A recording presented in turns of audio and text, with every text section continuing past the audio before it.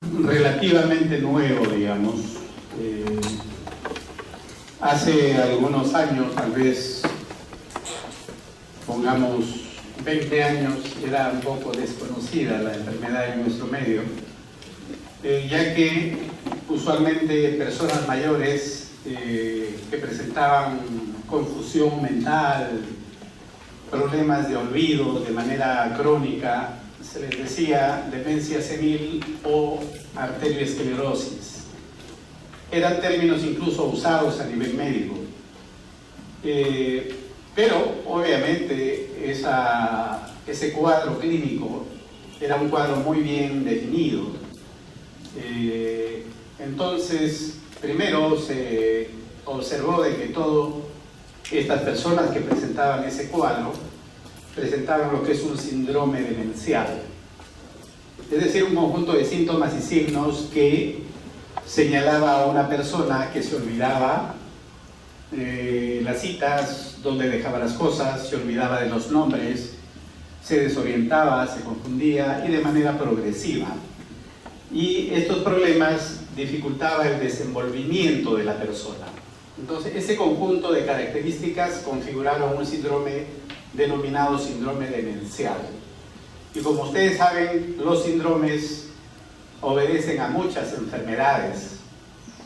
Entonces, ese síndrome demencial podía ser debido a una intoxicación crónica, podía ser debido a una encefalopatía hepática, renal, producto de cuadros crónicos, podía ser debido a múltiples infartos, podría deberse a enfermedades degenerativas como Alzheimer y muchas otras, inclusive algunos tipos de Parkinson u otras enfermedades semejantes a Parkinson, que causaban un deterioro cognitivo, es decir, que causaban un síndrome demencial. Entonces, como ven, dentro de todas las causas de demencia, se estudió más la enfermedad de Alzheimer porque era la que más se observa, es decir, es la más frecuente. Algunos estipulan una proporción del 50% de todas las demencias debido a Alzheimer, e inclusive una proporción hasta de un 25% de demencias mixtas, es decir, Alzheimer más vasculares o Alzheimer más alguna otra patología, que configuraban las demencias mixtas. Es decir, estamos hablando entre un 50 y un 75% de causas de demencia debido a Alzheimer, solas o combinadas. Es por eso que tuvo una cierta importancia esta enfermedad, y no solamente por la frecuencia, sino porque se constituyó como un modelo de estudio de enfermedades neurodegenerativas cerebrales.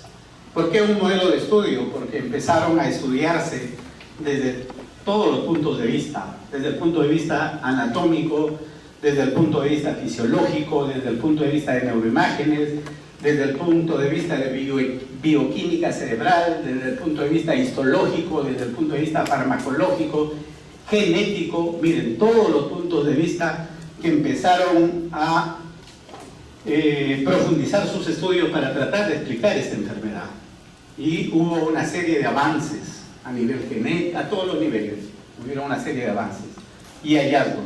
Por eso se constituyó en una enfermedad modelo, como un modelo de estudio, así como el Parkinson también es otro modelo de estudio de la fisiología y anatomía cerebral.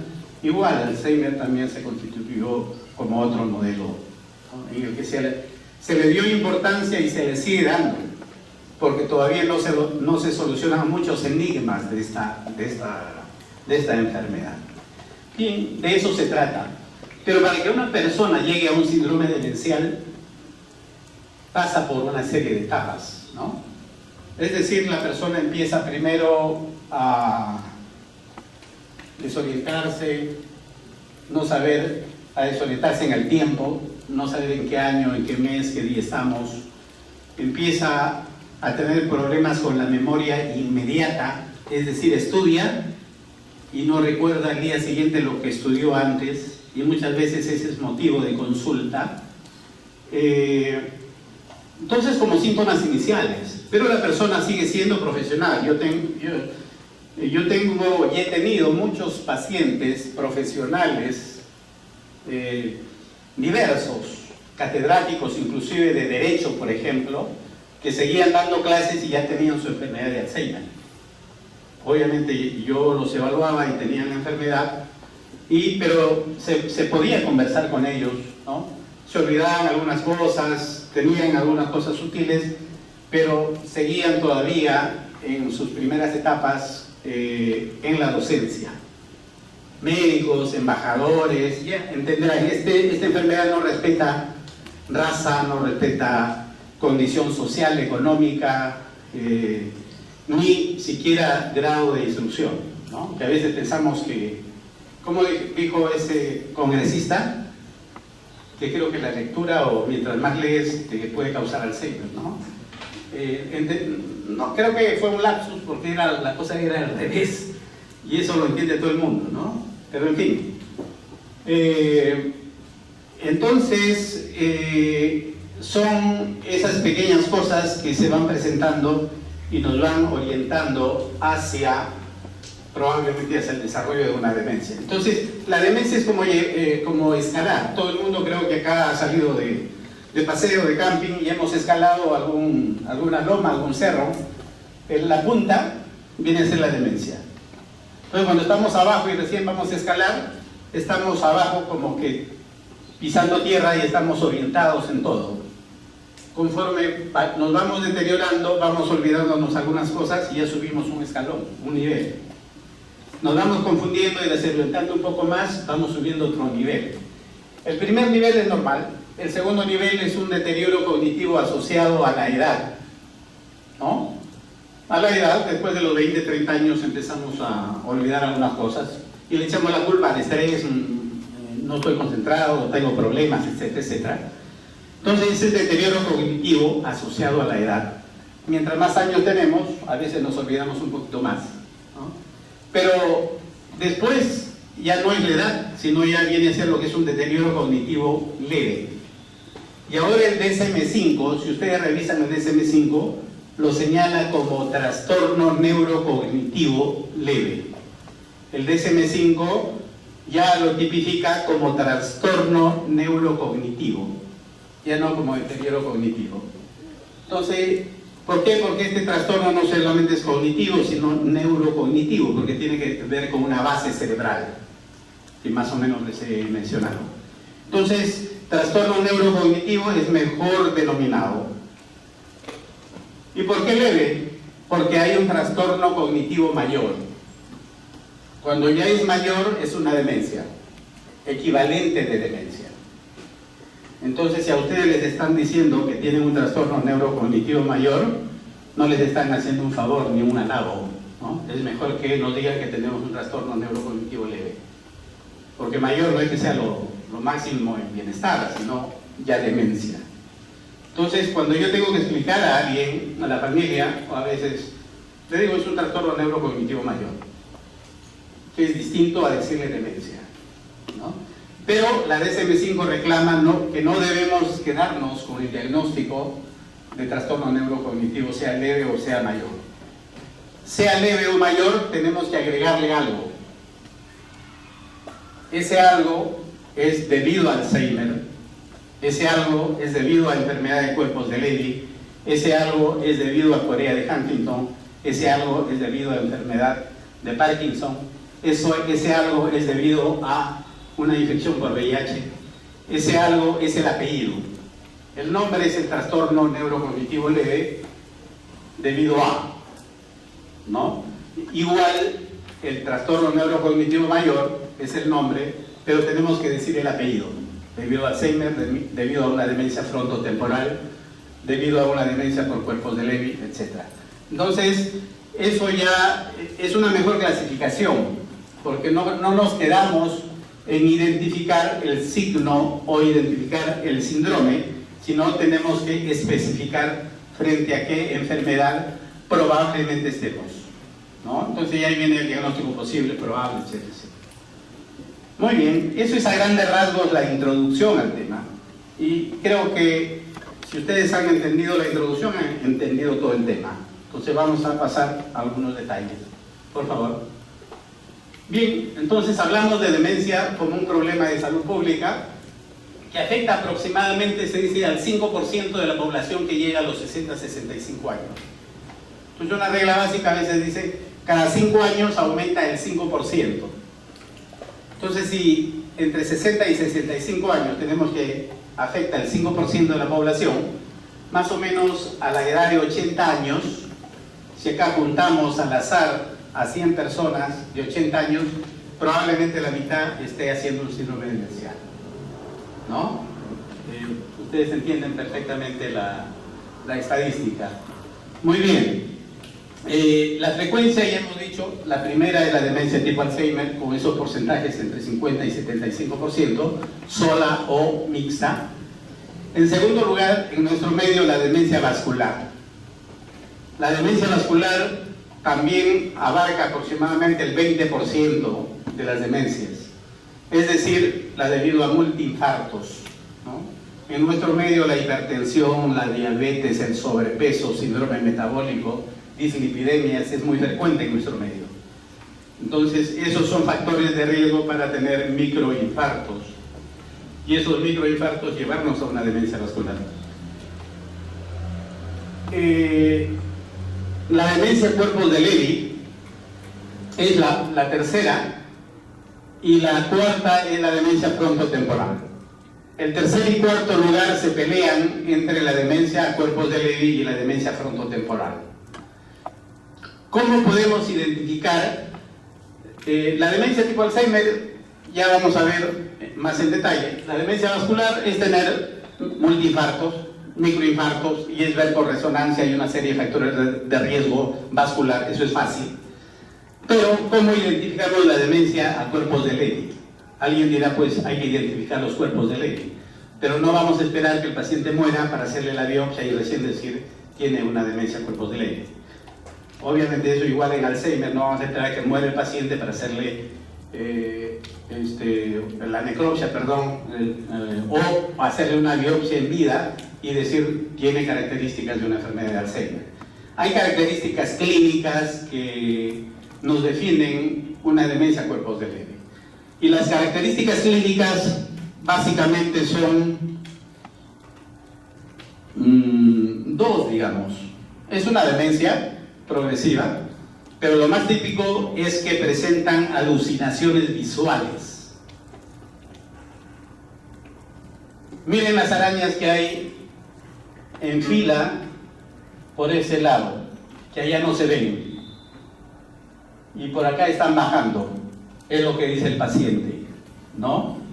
Es lo que señala, y generalmente son visuales y generalmente son en fila, en secuencia. Entonces, una persona con un síndrome demencial que tiene alucinaciones visuales podría tener auditivas, pero lo más característico es las alucinaciones visuales, y que tiene un signo fundamental que es la apraxia. Apraxia para el vestir, apraxia para dibujar, para armar cosas. Son esas dos características fundamentales. Es decir, una demencia asociada a... Aquí habían... ¿Qué hemos dicho? ¿Cómo? Alucinaciones visuales. Y segundo, la apraxia. Listo. Con eso, cuando yo tenga un paciente con demencia, si tiene esas características, debo pensar en una demencia cuerpos de Levy. Seguramente hay otras características, pero esas son las más resaltantes.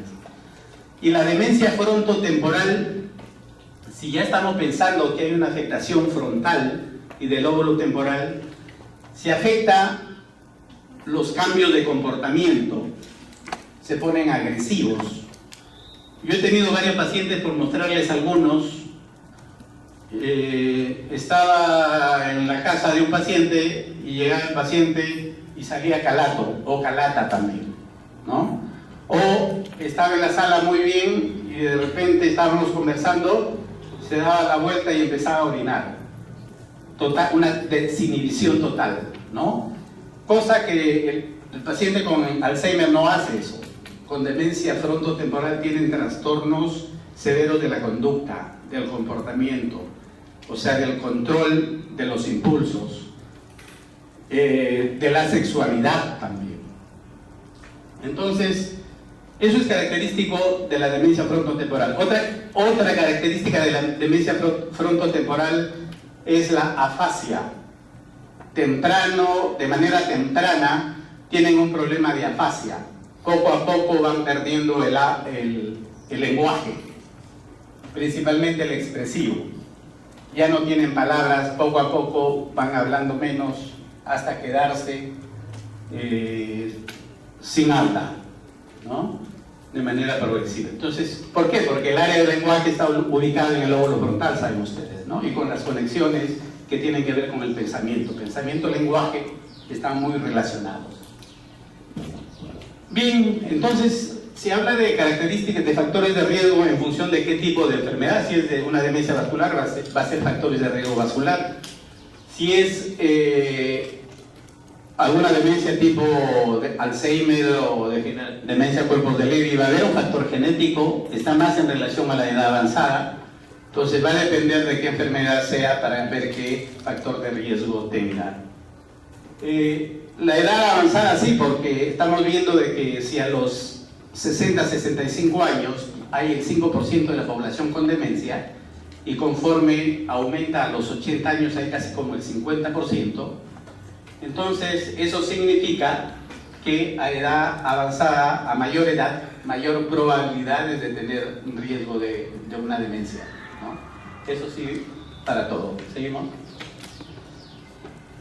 Entonces, la definición clásica, un debilitamiento psíquico profundo, global, progresivo, que altera las funciones intelectuales, desintegra las conductas sociales, ¿no? Es decir, la demencia está, digamos, definido de manera simple: alteración de las funciones intelectuales, en las que son 5 fundamentales: memoria, lenguaje, gnosis, praxias y funciones ejecutivas. Las funciones ejecutivas son ligadas al lóbulo frontal, son las que nos hacen pensar, son las que nos hacen planificar, organizar, son las que nos motivan, son las que nos planteamos metas y lo logramos perseverar. Todas esas funciones en grupo son funciones ejecutivas. Para que esas funciones ejecutivas se desarrollen en la persona, necesitamos un banco de memoria, que es nuestra memoria. Necesitamos el lenguaje para entender y comprender los códigos. Necesitamos el conocimiento de las cosas a través de nuestro sentido: la visión, la audición, el tacto y los demás sentidos, ¿no? Entonces, cuando eso se afecta y se altera las funciones en el trabajo, las funciones sociales, obviamente estamos frente a una demencia. ¿Seguimos? Y es adquirido, obviamente es algo que la persona lo desarrolla en el transcurso de su vida. Es decir, una vez, es como que si se ha construido una casa, un edificio, ya somos personas que hemos desarrollado y hemos construido todas nuestras facultades, pero por alguna razón empieza a destruirse lo que se ha construido. ¿Y por qué se destruye? Porque las columnas, el cemento, los materiales que se usó, de repente en forma dinámica se han ido desintegrando. ¿Y por qué se desintegran? Porque los genes que tienen que ver con el mantenimiento estructural, funcional, empiezan a alterarse. Ahora, ¿por qué se alteran? De repente podemos conversar un momento después. ¿Seguimos? Entonces, la clasificación internacional de las enfermedades, el CIE-10, que es lo que usamos en el Ministerio de Salud, las entidades del Ministerio, señalan que debe tener por lo menos 6 meses de compromiso. Es decir, si una persona tiene 1 mes, 2 meses, de repente tiene una encefalopatía, otra cosa, y no lo debemos denominar demencia. Pero hay unas demencias, que les voy a decir un par de palabras, rápidamente progresivas. ¿Han escuchado hablar de las demencias rápidamente progresivas? Que termina con el paciente aproximadamente al año. Creutzfeldt-Jakob, enfermedad por priones, que lo diagnosticamos a las 2 semanas. 2, 3 semanas y hemos tenido en la sala donde trabajo varios pacientes con enfermedad de Creutzfeldt-Jakob y hemos llegado a un acuerdo con la familia de tenerlos internados ahí hasta el final de sus días para darle todas las atenciones, pero en contraparte que donen el cerebro para los estudios correspondientes, ¿no? Y hemos tenido, tal vez los últimos habremos tenido hace unos 4 meses más o menos, 2 o 3 pacientes, ¿no?, que han tenido en promedio una supervivencia de unos 8 meses más o menos desde que iniciaron. O sea, ellos estaban tan bien como nosotros y de un momento a otro empezó el deterioro y a los 3 meses ya tenían dificultad para caminar, no podían hablar, confundidos, desorientados, un síndrome demencial, y no se esperó 6 meses. Entonces eso es un término relativo, ¿no?, excepto para las demencias rápidamente progresivas como la enfermedad de Creutzfeldt-Jakob. ¿Seguimos? Y ahí está, pues, ¿no?, la clasificarse en otro lugar como la enfermedad de Creutzfeldt-Jakob, ¿no? Ya hemos hablado de demencia tipo Alzheimer, la vascular, también. Seguimos. Bien, acá hay un cuadro que justamente lo he obtenido ahí de un artículo relacionado a comentarios sobre el DSM-5. Entonces, tenemos ahí en esta columna a la enfermedad de Alzheimer, degeneración del lóbulo frontotemporal, la enfermedad de cuerpos de Levy, enfermedad vascular, traumatismo cerebral, inducido por medicamentos, por VIH y enfermedad por priones, ¿no? La codificación, ¿no? Y esto es estas enfermedades que tienen una codificación, por ejemplo, infección por VIH, E20, pero este 20 es debido a un trastorno neurocognitivo mayor, F02. ¿Sí? Entonces hay una identificación del trastorno neurocognitivo, hay una identificación de la etiología, ¿no? Y de igual manera, si se trata de una de estas enfermedades, puede iniciar todavía con un trastorno neurocognitivo leve. Puede ser leve o puede ser mayor, ¿no? Entonces cada uno de ellos tiene su codificación. Un poco lo que les decía inicialmente. El siguiente. Igual continúa con enfermedad de Parkinson, Huntington.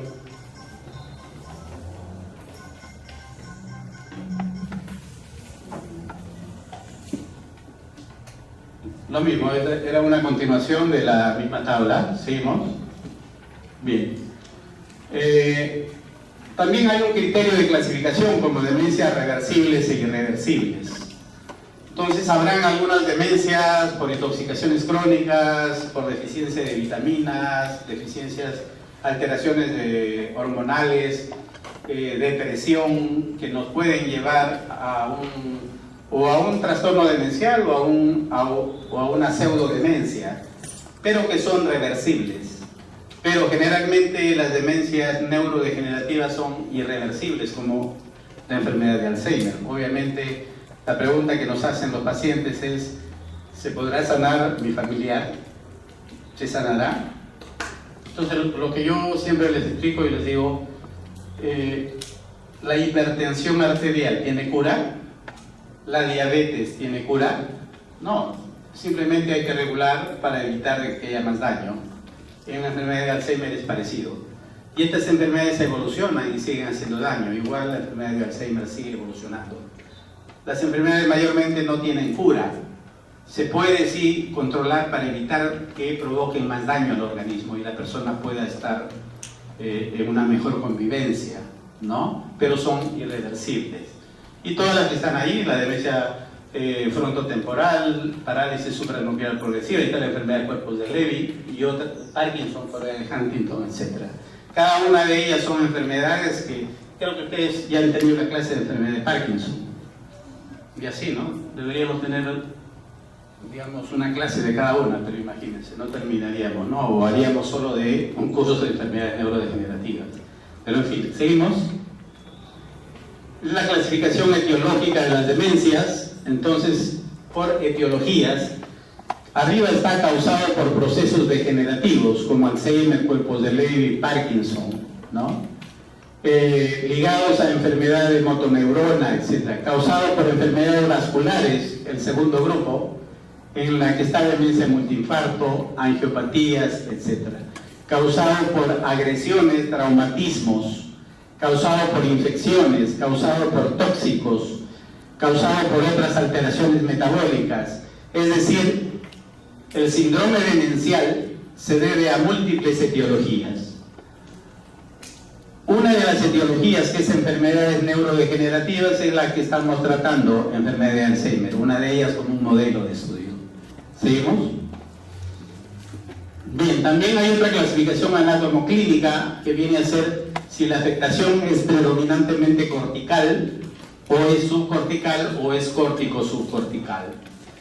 En general, no hay enfermedades que solo afecten la corteza, ni que solo afecten la subcorteza, ya que entenderán, la subcorteza es una proyección de la corteza, ¿no? Además de los núcleos que existen a nivel subcortical. Bien, entonces, pero anatómicamente, de manera pedagógica, lo podemos dividir así en corticales, subcorticales, y como modelos de las corticales, cuando hay un predominio de afectación cortical, tenemos básicamente la demencia tipo Alzheimer y la demencia frontotemporal, ¿no? Pero entendemos que conforme avanza el cuadro también va a haber un compromiso subcortical. ¿Y cómo nos damos cuenta de que hay un compromiso subcortical? Cortical sí, porque está afectado el lenguaje, va a estar afectado la memoria, pero subcortical por la aparición de síntomas extrapiramidales. El temblor, la rigidez, la lentitud, la bradikinesia, la bradilalia, etc. Síntomas y signos subcorticales. ¿Seguimos?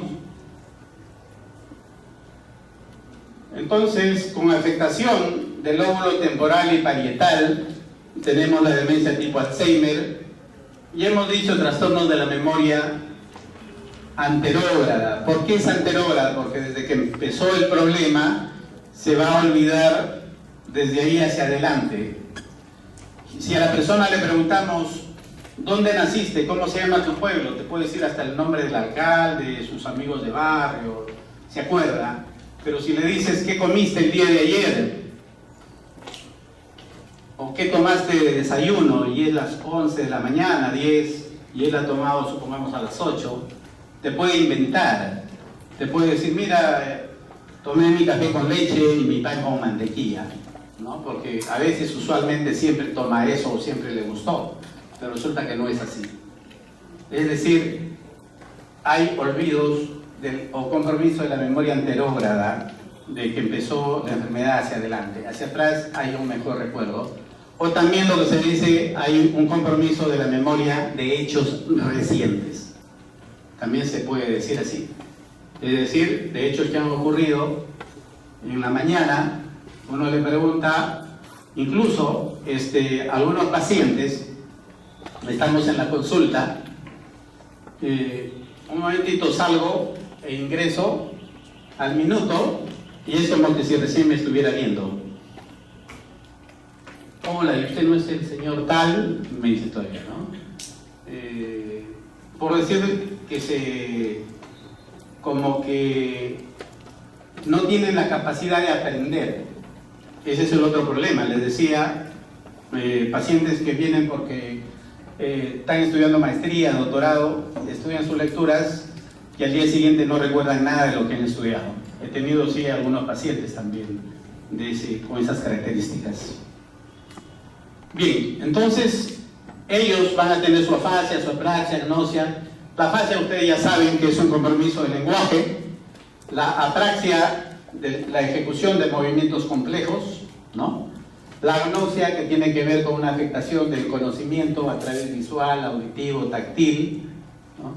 Entonces, y las funciones ejecutivas también van a estar afectadas.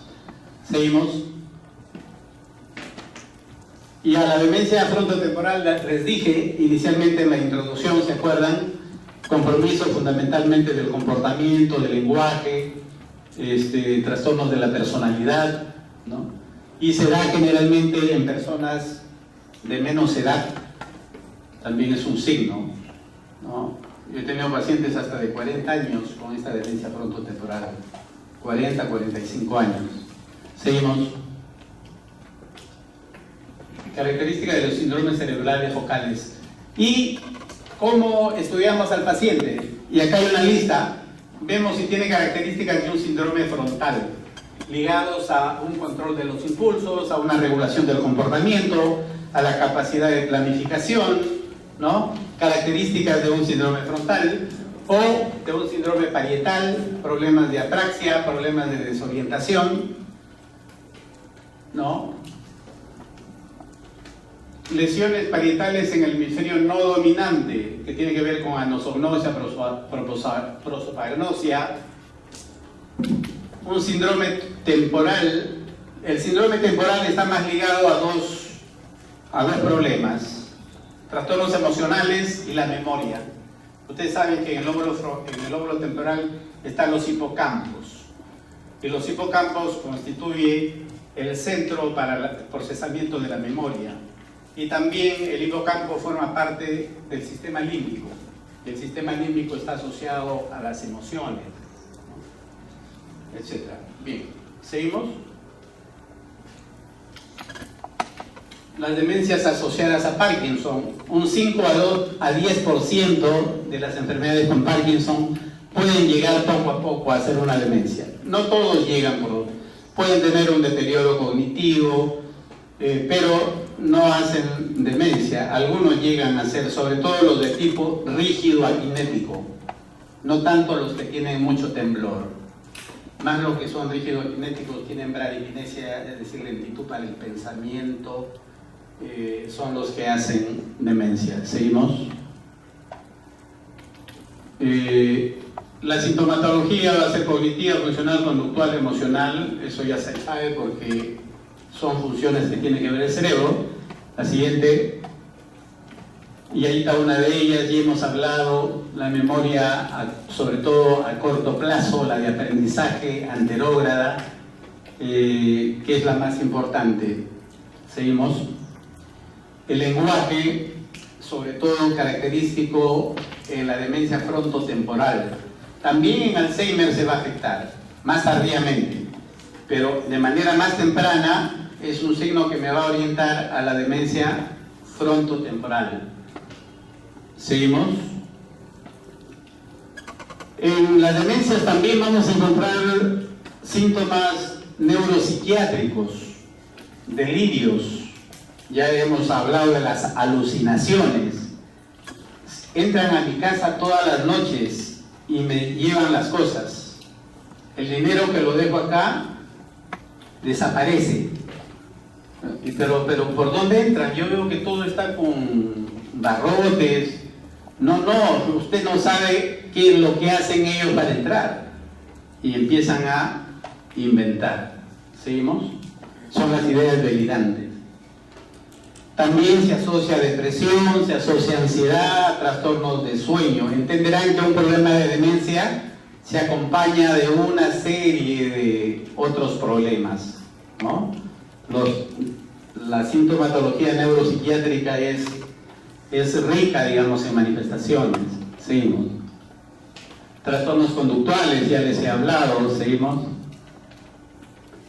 También seguimos. Síntomas neurológicos, y ahí los signos de focalización va a ser las que nos demuestran un síndrome frontal, las que nos demuestran un síndrome temporal, parietal, occipital. Ese se llama focalidad, es decir, predominio de síntomas de los lóbulos, que lo han tenido o lo tienen ahí en una de esas tablas en resumen. La presencia de reflejos primitivos podemos encontrar, y los signos extrapiramidales. ¿Cuáles son los signos extrapiramidales? Para aprender los síntomas extrapiramidales basta recordar a Parkinson, a la enfermedad de Parkinson. Es típico de un compromiso extrapiramidal, es decir, temblor, rigidez, pérdida de reflejos posturales, bradiquinesia. Esas 4 características típico de un síndrome extrapiramidal. Entonces yo puedo tener un paciente con Alzheimer y temblor. Yo puedo tener un paciente con una demencia frontotemporal y rígido. ¿Sí? Empiezan a haber enfermedades con manifestaciones extrapiramidales. ¿Seguimos? Ya de esto hemos hablado, seguimos. El examen, sabemos que debe tener más de 6 meses, excepto para las demencias rápidamente progresivas. Los síntomas van aumentando progresivamente. Evaluar el comportamiento, evaluar lenguaje, seguimos. El estado de ánimo, hay que descartar depresión, seguimos. Ver cómo está el pensamiento, si tiene delirios, ¿no? Delirios de persecución, delirios de grandeza, si hay trastornos a nivel de la percepción, como hemos hablado, alucinatorios, seguimos. Una evaluación cognitiva rápida, mediante la consulta, mediante algunos problemas, mediante algunas operaciones aritméticas breves, rápidas. Hay una de las pruebas que yo rápidamente les digo es, va a contar de manera descendente, desde 30, va a ir reduciendo de 3 en 3. Entonces, 30 y sigue, ¿no? Otra de las pruebas muy sensibles viene a ser que me digan el orden de las letras, pero en forma retrógrada, de cualquier palabra que contenga más o menos 5 letras. Usualmente yo les manifiesto la palabra árbol y la palabra mundo. Entonces miren qué estrategia tiene que preparar la persona para decir mundo. ¿Cuál es la última letra? Y empezar a señalarlas. Los pacientes con un trastorno neurocognitivo fallan en esa prueba sencilla. Cuando fallan o no entienden bien la pregunta, primero les digo, díganme los días de la semana, lunes, martes, hasta domingo. Muy bien, ahora dígamelas, pero comenzando el domingo y va a ir retrocediendo. El domingo, ¿cuál es el día anterior? Ya, sábado. El anterior, viernes. Así como me ha dicho, del último día va retrocediendo, igualito va a ser esto. Entonces, a pesar de explicarles, más o menos responden, pero con errores. Entonces, es muy sensible a esta prueba simple. Entonces, todas estas se hacen a veces en el consultorio, de manera de que uno puede tener una apreciación. Usualmente, el examen que nos ayuda mucho en la evaluación es la evaluación neuropsicológica, ¿no? Solicitamos el examen neuropsicológico, que es un examen en mayor detalle, se aplican algunas pruebas, dependiendo de cada caso, que nos permiten establecer un perfil. Y nos dicen tiene un síndrome, debido a la evaluación neuropsicológica, es un síndrome más frontoparietal, frontotemporal, etcétera, etcétera, compatible con tal patología. Entonces nos ayuda mucho el examen neuropsicológico. Pero eso hay que hacerlo, digamos, con tranquilidad y no se puede hacer en la consulta, se hace en otro momento. ¿Seguimos? Otros exámenes, neuroimágenes, nos ayudan mucho. Tenemos la tomografía o la resonancia. Entre tomografía y resonancia se prefiere la resonancia porque nos da más detalle. Más detalle en relación a lesiones microvasculares, en relación a presencia de vasculitis, en relación a una serie de cambios que hay a nivel de las estructuras del sistema nervioso, cosa que la tomografía tiene limitaciones. Para los casos más avanzados, sí, la tomografía nos puede servir, sobre todo para descartar que no haya tumores, que no haya hemorragias, que no haya cosas más severas, pero como estudio, como examen de estudio, es la resonancia. Entonces, neuropsicológico, resonancia serían los estudios más indicados en todo tipo de demencia. ¿Seguimos? Y ya estamos viendo, obviamente, que la depresión, los síntomas psicóticos, cambios de personalidad, trastornos conductuales, alteraciones del sueño van a estar asociados a las demencias. Seguimos. Los estudios genéticos se hacen con fines de investigación, básicamente, ¿no? Lo que es los genotipos de la apolipoproteína E, los tipos C2, C3, C4, ¿no? Los C4, los que más están orientados a la enfermedad, y los que tienen los alelos homocigóticos ApoE2 tienen hasta cierto punto un nivel de protección, pero se hacen con fines de investigación, ¿no? Para identificar qué tipo de alelos tiene en relación a la ApoE. En relación a la neuroquímica ya nos sirve para ver de que podemos iniciar un tratamiento con inhibidores de la colinesterasa para mejorar la actividad colinérgica de la acetilcolina, porque está muy ligado al aprendizaje, a la memoria, tan igual como las catecolaminas, el uso de inhibidores de la recaptación de la serotonina, etcétera, que son medicamentos que nos ayudan un poquito a mejorar el estado de ánimo y la actividad neuronal en los pacientes con demencia. ¿Seguimos? Los estudios, obviamente, cuando el paciente fallece, hay que pesar el cerebro, ver si pesa, digamos, menos que lo normal, un indicativo de atrofia, la morfología externa y los cortes que se hacen para ver sobre todo la detección de placas seniles y ovíos neurofibrilares. Placas seniles y ovíos neurofibrilares nos ayuda a establecer el diagnóstico anatomopatológico en la enfermedad de Alzheimer. Seguimos. Hemos hablado de los trastornos de memoria anterior, sí, seguimos. La supervivencia, digamos, va a depender mucho de las enfermedades concomitantes. Yo tengo pacientes hasta de 15, 20 años, ¿no? No significa que alguien tiene Alzheimer va a fallecer a los 10 años, sino esa supervivencia va ligada a la calidad de vida. Usualmente la calidad de vida es entre 2 y 10 años en que pueden estar todavía con un nivel, si es que se quiere, de darse cuenta un poco de la realidad. Pasados los 10 años ya es difícil, dependen totalmente para su alimentación, para su higiene, ya desconocen incluso hasta los mismos miembros de la familia. Seguimos. Hemos hablado de eso, seguimos.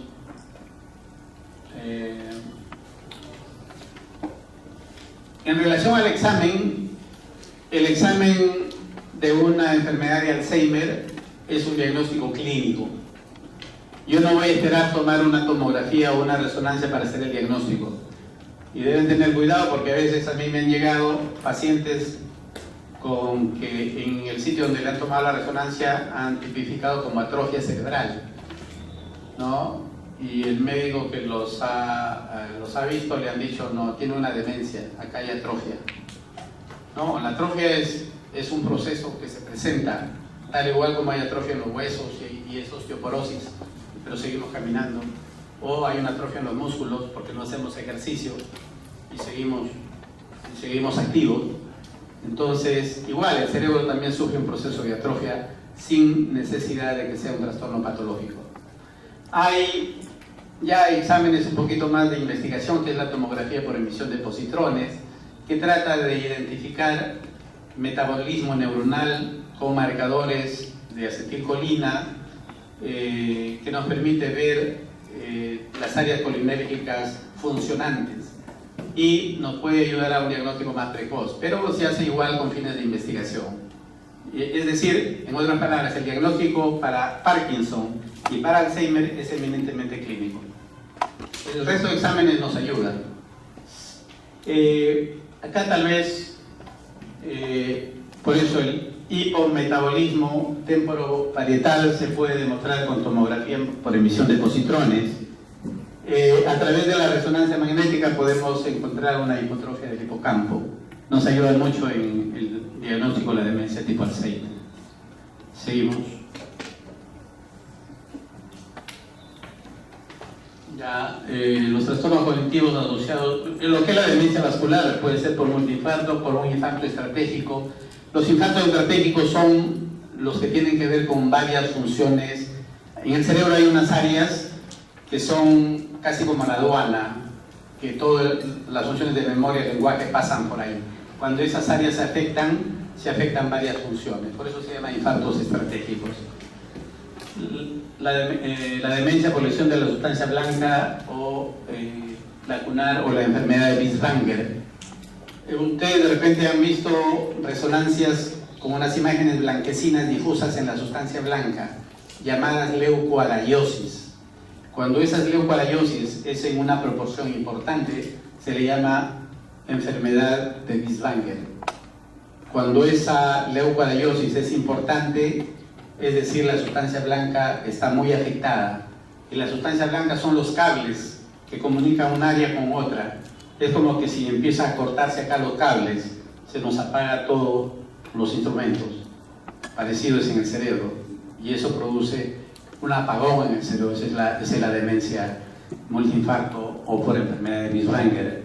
Seguimos. Pasa, no pasa. Es probable, posible. También pasa. La demencia frontotemporal, y hemos hablado, Pitt es el que lo descubre y fue primero catalogado como una demencia frontal o enfermedad de Pitt. Seguimos. Y se caracteriza porque tiene 3 variantes. Una variante frontal principalmente con problemas de la conducta, otro que les dije que el habla se va perdiendo hasta quedarse mudos, la fase progresiva, y la demencia semántica, que inician perdiendo el significado de las palabras, ¿no? 3 tipos de demencia frontotemporal. Seguimos. Les dije que era de inicio temprano, ¿no? Es de inicio temprano, promedio de 58, ya les he dicho, yo he tenido pacientes hasta de 40 años, ¿no? Hay un buen porcentaje con una historia familiar, y en hombres y mujeres la relación es de 1 a 1. Seguimos.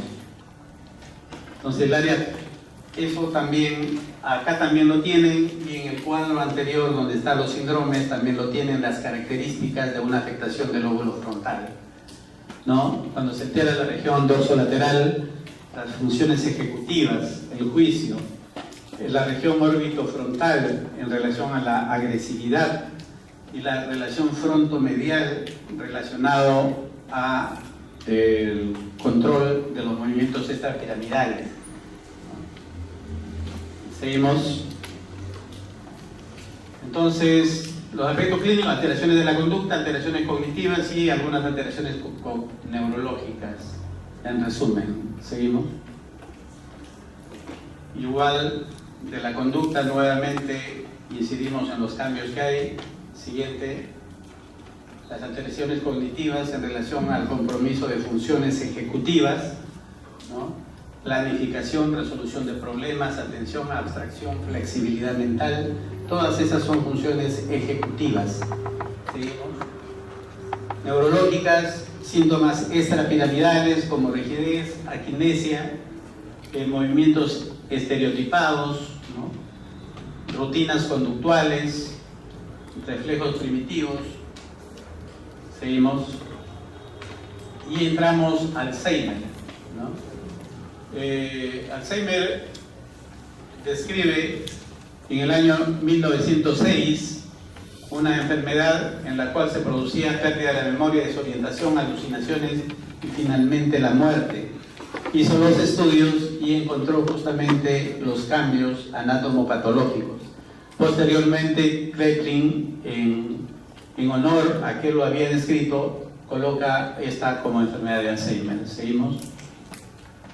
Y esta es la paciente que estudia justamente Alzheimer, Augusta, en que los resultados de autopsia son muy bien descritos por Alzheimer. Continuamos. Bien, esta es parte de la tomografía con emisión de positrones para identificar las placas amiloides y ver en qué regiones, tanto frontales, parietales y temporales, ¿no?, donde se identifica a través de la tomografía por emisión de positrones Y las placas seniles, habíamos señalado que las placas seniles y los ovillos neurofibrilares eran característicos de la enfermedad de Alzheimer, ¿no? Y esas son las placas seniles o placas amiloides. Uno de sus componentes es la proteína beta amiloide de estas placas seniles. ¿Seguimos? Y el gen que expresa esa proteína precursora del amiloide es un gen ubicado en el cromosoma 21. Y ustedes saben que el cromosoma 21 está ligado al síndrome de Down, a la trisomía 21. Por eso muchos de los pacientes, casi todos los pacientes, todas las personas, que tienen síndrome de Down, en algún momento llegan a ser un trastorno neurocognitivo mayor y a ser una demencia. Tarde o temprano lo presentan este síndrome. ¿Seguimos? Entonces ahí tenemos un cerebro normal, un cerebro con atrofia, donde se ven un aumento de los surcos. Seguimos, ¿no? Y una comparación también. Y acá vemos justamente el hipocampo atrófico, ha aumentado acá el espacio y se ha perdido masa. Lo normal es verlo de esta manera, donde apenas acá el polo temporal del ventrículo lateral es apenas casi de manera virtual. Se hace real y más ampliado como un signo de atrofia en una enfermedad de Alzheimer. Y eso lo vemos en una resonancia magnética. Seguimos. El examen neuropsicológico ya hemos señalado que nos ayuda justamente a establecer los distintos síndromes neuropsicológicos para ver si estamos frente a una afectación más frontal, más parietal, más temporal, o cuáles son las características de las funciones de memoria, de lenguaje, de frasias, de nocias y de funciones ejecutivas, y que nos orientan hacia algún tipo de demencia. ¿Seguimos? Seguimos. Entonces, uno de ellos es el Mini-Mental o test de Pfeiffer, donde nos señalan los niveles de compromiso. Son pruebas sencillas, como qué día es hoy, qué día de la semana, cuántos años tienes, dime tu dirección, cómo se llamaba tu mamá, si a 20 le quitamos 3, ¿qué quedan? Y así sucesivamente. Obviamente podemos tener de repente un error, 2 errores, y puede pasar, pero ya tener 3 a 4 ya estamos frente a un deterioro leve, ¿no? 5 a 7 moderado, 8 a 10 errores obviamente severo. Seguimos. Estudio de neuroimágenes, ya hemos hecho comentario al respecto, ¿no?, de la resonancia y la tomografía por emisión de positrones. Seguimos. Y tenemos ahí las imágenes, justamente las que nos indican las flechas.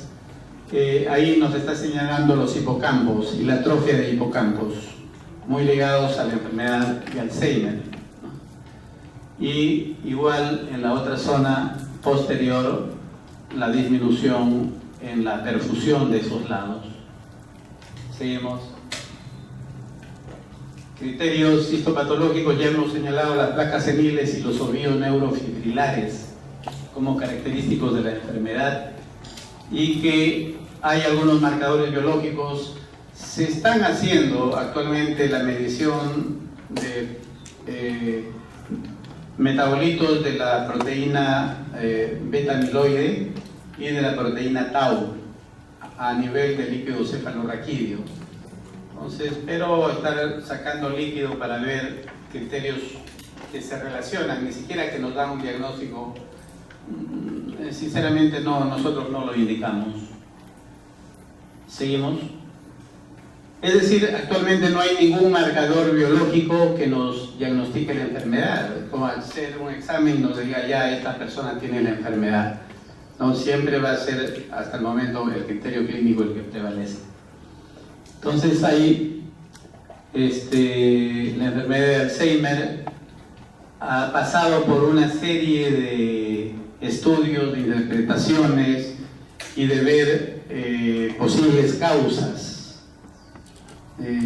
Más allá de las alteraciones genéticas, en algún momento se pensaba, por ejemplo, que el aluminio podía producir la enfermedad, en otras cosas el mercurio, ¿no? Y se ha ido ligando, pero se han ido descartando esas sustancias como causantes de la enfermedad. Seguimos. Entonces, cada vez se van afinando las pruebas clínicas para tener una mayor precisión y tener un mejor diagnóstico precoz. Igual, también se van afinando las imágenes y las pruebas genéticas. Seguimos. La resonancia sigue siendo el examen por excelencia para la enfermedad. Seguimos. Hay marcadores biológicos, como les había señalado, que se hacen, pero se hacen con fines de estudios, pero no para precisar diagnósticos. Y ahí tenemos a la proteína tau en el LCR, neurofilamentos en líquido cefalorraquídeo, el beta-amiloide, la proteína precursora del amiloide en sangre, en músculo, factores de crecimiento, los estudios de apolipoproteína A, E en suero en líquido, etc. Son marcadores biológicos, pero que de manera indirecta nos pueden ayudar, que se hacen con fines de investigación. Seguimos. Igual, hay estudios en relación a la respuesta pupilar. La respuesta pupilar es una respuesta vegetativa en la que participa la acetilcolina. Las personas con Alzheimer tienen una disminución en el reflejo pupilar a la luz. Entonces hay estudios, miren, de reflejo, de velocidad de respuesta pupilar a la luz, dependiendo la intensidad de la luz, para ver el grado de respuesta pupilar, de contracción pupilar a la luz. Entonces, igual en la olfacción también, ¿no? Hay una función colinérgica y que también se estudia. Seguimos. Sino que se mencionan porque son investigaciones que hay al respecto.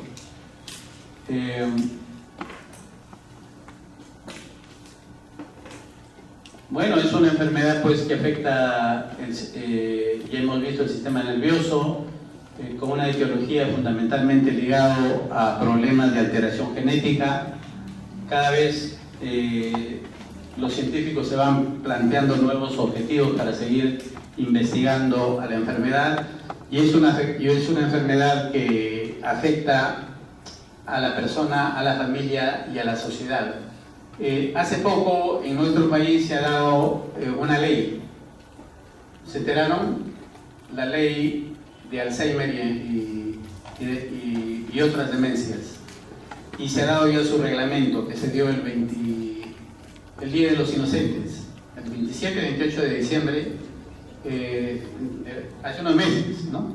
En que se dio el reglamento y se estipula una serie de responsabilidades a todas las instituciones públicas y privadas para poder proteger a la persona que tiene Alzheimer u otras demencias, ¿no?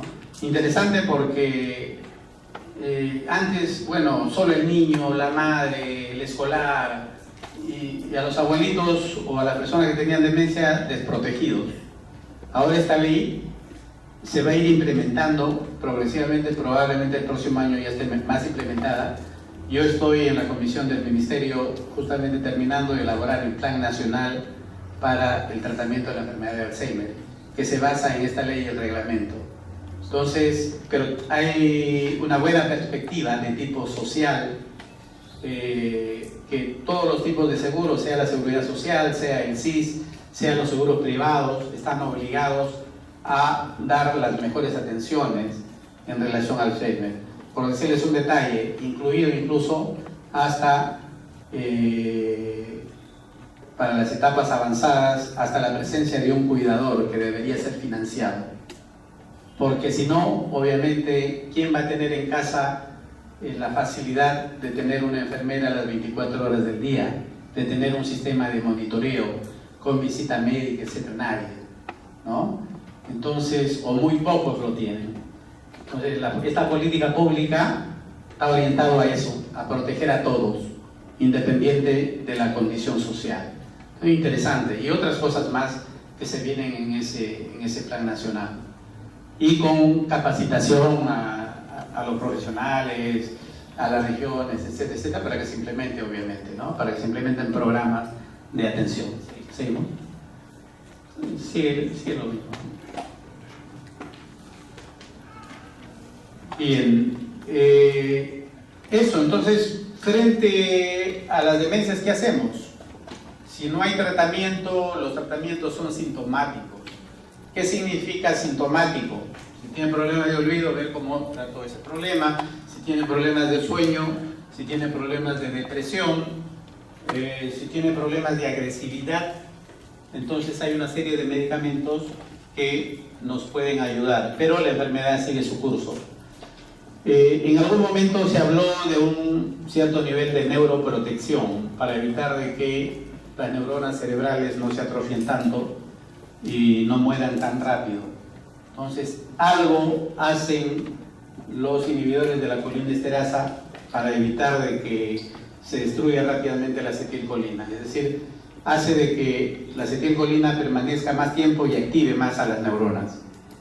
Entonces tenemos 3 inhibidores de la colinesterasa: el donepezilo, la galantamina y la ribastigmina. Son los únicos que hay todavía por el momento. Y el otro medicamento que no actúa a ese nivel, sino es que tiene que ver con bloquear los canales de calcio, es la memantina.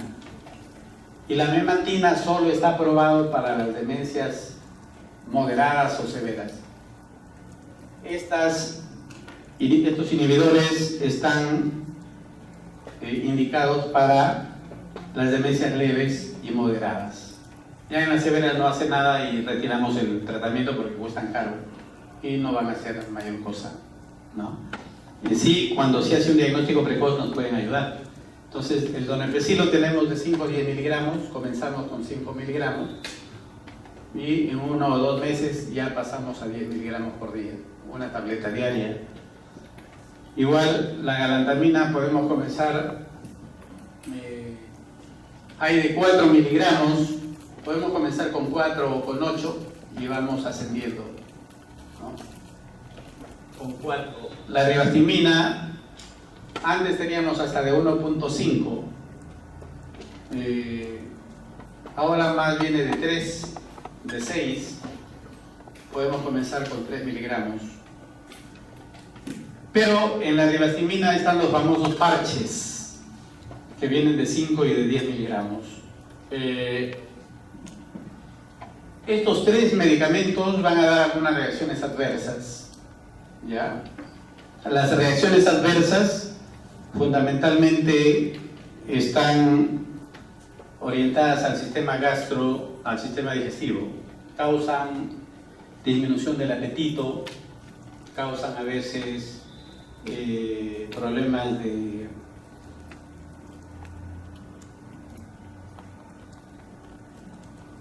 ya, creo que nos hemos pasado la hora, ¿no? Podríamos seguir hablando. Ya, hasta ahí nomás vamos a terminar porque lo que sigue son perspectivas de investigación y otras cosas que ya lo dejamos para los investigadores. A ver, no, el anterior, para terminar la parte terapéutica. Entonces siempre es recomendable comenzar con dosis bajas para evitar las reacciones adversas, ¿no? El donepezilo, la galantamina, la ribastigmina, comenzar con una diaria, ¿no?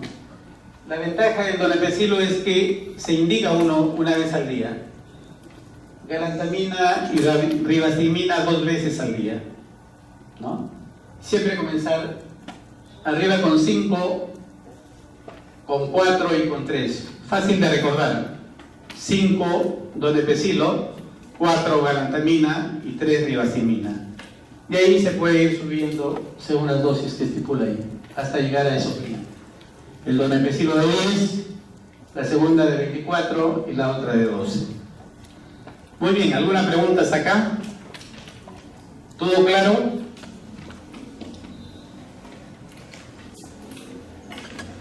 Bien, ya nos vemos, gracias.